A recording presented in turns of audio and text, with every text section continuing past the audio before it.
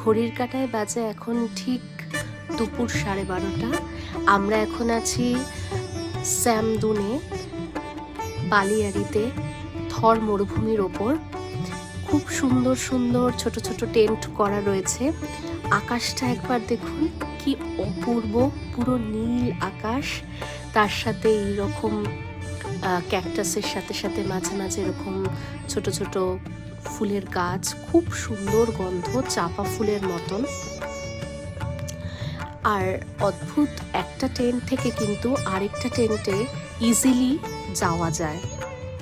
বাইরে ছোট্ট বারান্দা মতন করা। আমরা 111 নাম্বার রুমে রয়েছি। আর এই ঘরের সবচেয়ে বড় আকর্ষণ হচ্ছে পাথরের তৈরি খাট, যেটা সোনার পাথর বা এই থরের যে পাথর, সেই পাথর দিয়ে তৈরি।